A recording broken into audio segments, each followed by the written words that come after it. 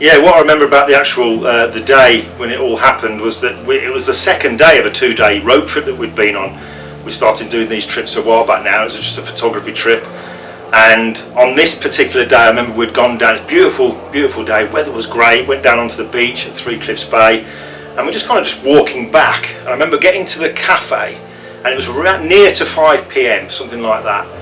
And we were then going to have the drive home, and we kind of suggested maybe we should have a coffee before we make our way back. And I popped into the cafe to see what time they closed. They said 6 o'clock, so we had an hour left.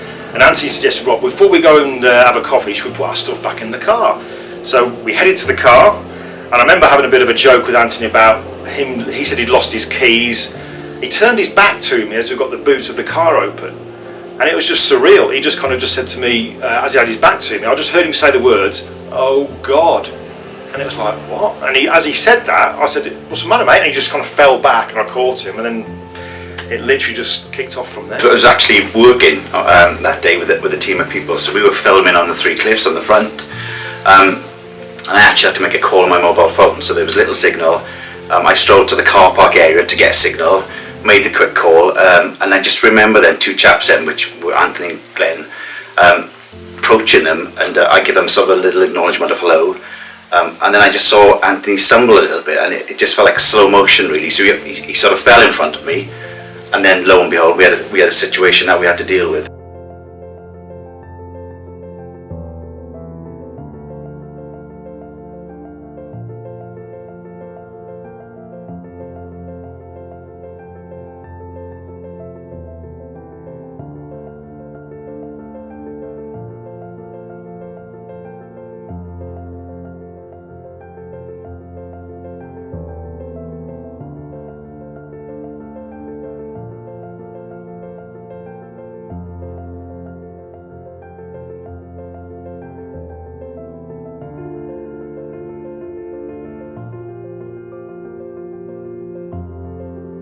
When the paramedics initially turn up, that is just the most amazing feeling. The machine starts to kick in, but then all of a sudden you just hear that thudding sound, and you see a bright light on the horizon. There's no feeling like it, absolutely no feeling like it.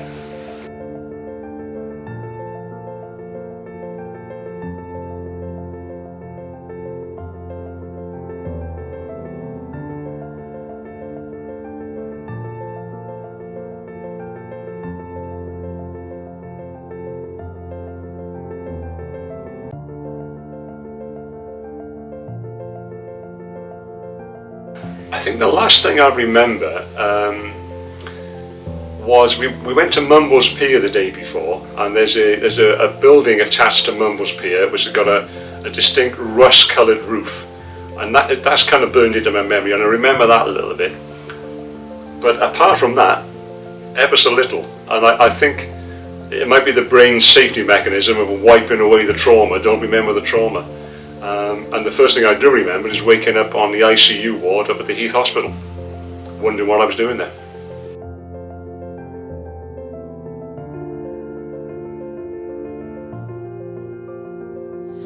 So I came across Anthony in my usual follow-ups when we check on patients that have been attended to by the crew the previous day. So I could see he'd had a cardiac arrest the day before.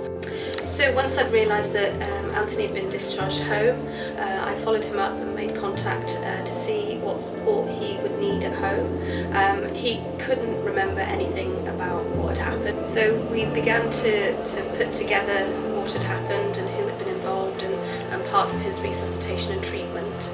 Coming to terms with what happened, it's been a little bit surreal, because you think you're invincible until something like this happens. And early days when I got discharged and sent home, I had a bit of medical anxiety, and I was almost scared to go to sleep, as if in case I didn't wake up.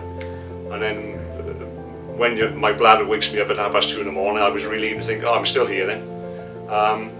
So I'm getting there. It's all been a little bit surreal, and I don't get any anxiety anymore.